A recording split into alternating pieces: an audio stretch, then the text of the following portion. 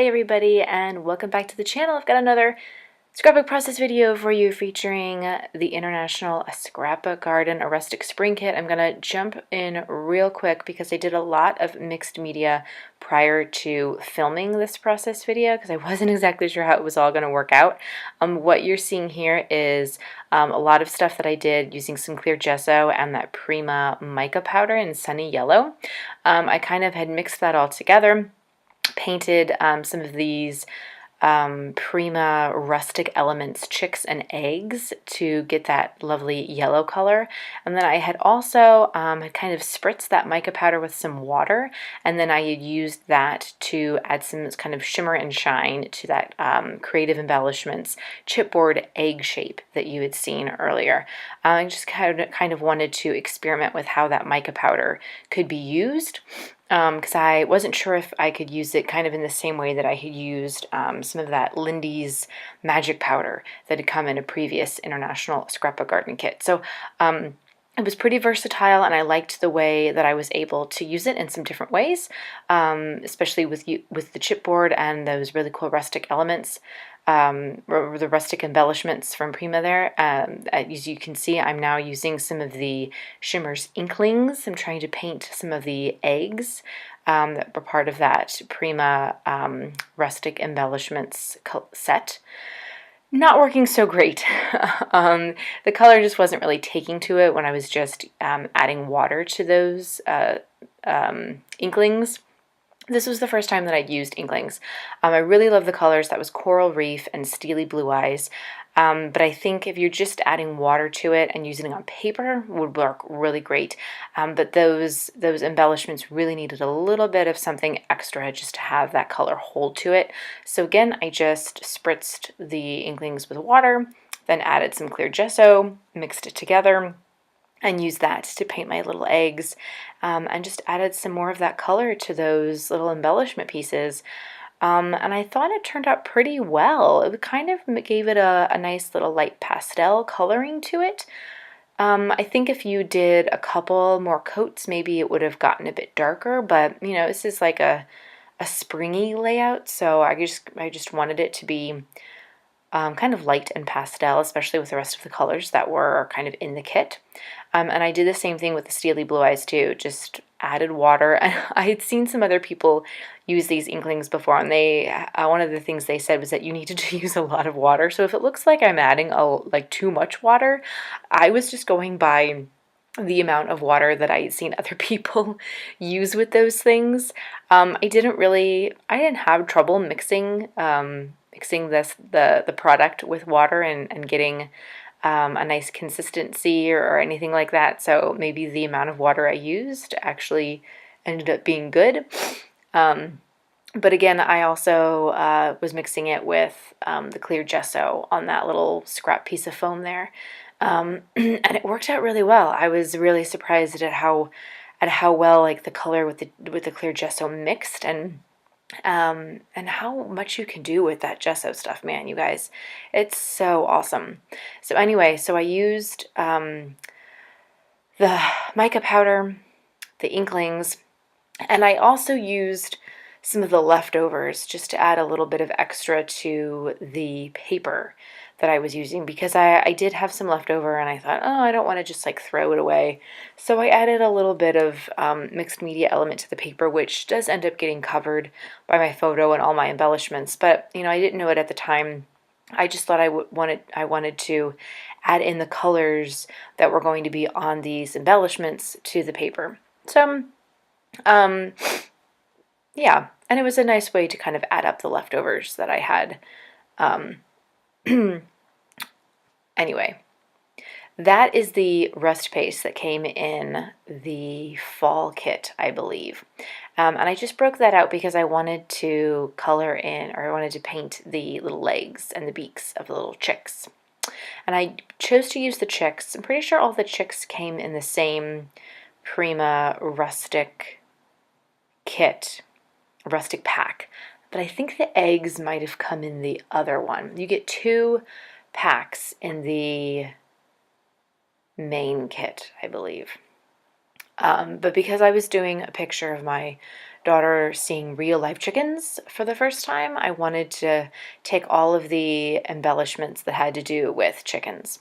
So here you can see that on that background paper, that's where I added all the mixed media elements. And all the papers that I'm using on this one are from Fab Scraps. And I'm pretty sure they were all part of the main kit. I don't think I used any of the ones from the bonus paper. But there's a great selection in both the bonus paper and the main kit. So this is actually a kind of a scrap lift of a scrap lift. I had pinned something in my scrapbook cards Pinterest board that it was a layout from a woman named Kristen. I can't think of her last name, but it used triangles. And hers were very like perfect even triangles. I kind of did mine with more of like a obtuse. I think that's the right angle triangle that I'm talking about. So I did mine with triangles that look like what you're seeing there for a different layout. And then for this layout, I just reversed it and I did it like a backwards layout from what I did before. So I'm scrap lifting myself of a scrap lift from someone else. But I just love the way like the triangles look, and it's such an easy way to, it's just so easy. I just love this design. And I'm definitely going to be using it more often. I just love the way it looks, and you can play with the angles of the triangles if you want. It's just so easy, and like I didn't even measure the triangles. I just literally like drew a triangle however I wanted, you know, and just cut it out and went with it. So you can really just do whatever you want, and it's so easy and fun. So here I'm just kind of going to be adding a little bit more of those Inklings colors. And again, they do sort of get covered up. That coral reef color is a little too light over that sunny yellow mica powder, but the steely blue eyes shows up really well. And you can still see some of that blue even just on the side. It still shows up even with the embellishment cluster. And then up in the corner, I have a little embellishment cluster, and that mixed media shows up still pretty well. So I just kind of liked the way that looked, especially with that background paper, how it was sort of like the peeling paint and looks kind of rugged and everything. But I love the way the mica powder gives that chipboard a really nice shiny look. You can't really see it in the video, but when you're looking at it in person under the light, oh, it's so gorgeous. You wouldn't know it. I mean, you can see that the mica powder in the bottle is super shiny, but it's so gorgeous when it's like mixed, and oh, it's so gorgeous. I love that stuff. So here I'm just going to be like putting stuff down and getting my embellishments going. I'm really challenging myself to use all the embellishments. No holds barred, leaving nothing out. So yeah, I like went crazy with the flowers on this one. Totally, as you'll see. There's a really nice selection of 49 in Market flowers that come in the main kit. I think they were called Blue Hawaiian, and then there's like an orchid cluster pack that comes, and those are the flowers that I chose to use. And then those are the Prima Sade and Pearls, some like cream flower pack. And it's kind of like it's one big thing. I actually cut it in half, which is kind of nice that you can do that, because that way you can use it twice or multiple times depending on how you decide to use it.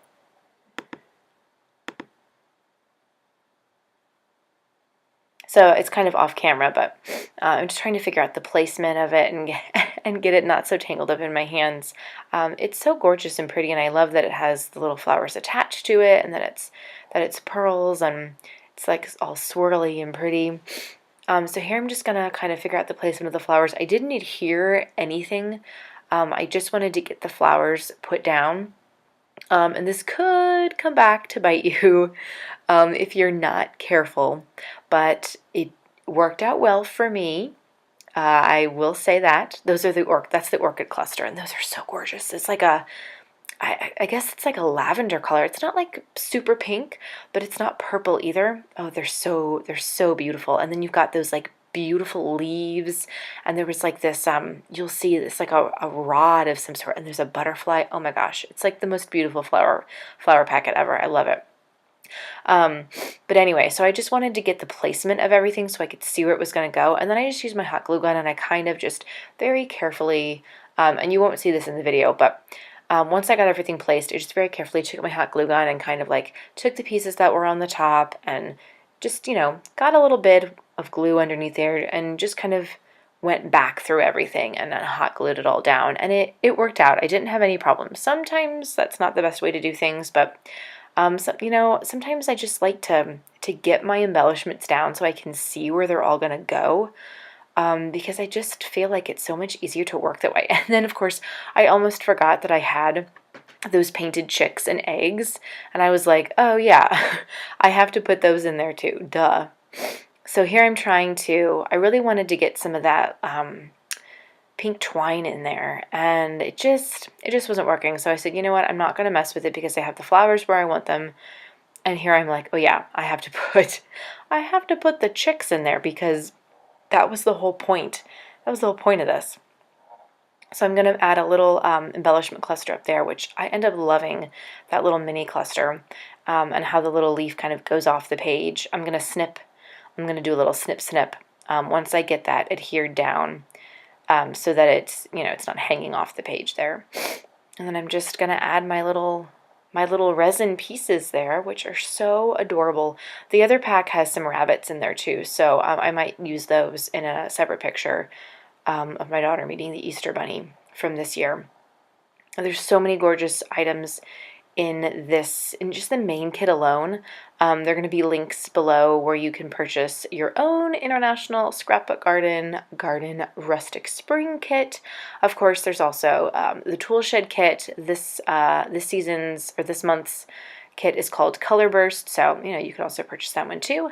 And of course, don't forget to check out the International Scrapbook Garden blog so you can check out what all the other design team members are doing with their kits. And the letters I'm going to use for my title are Recollections. I got them at Michael's.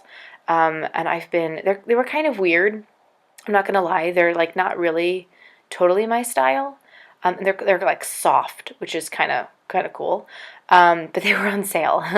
And I've actually surprisingly been using them a lot. They've just totally been working with everything. They're actually kind of like black, so they are nice like neutral. So anyway, the close-ups are going to be following, and all the links are below. So thanks for watching. Make sure you follow and subscribe. Bye.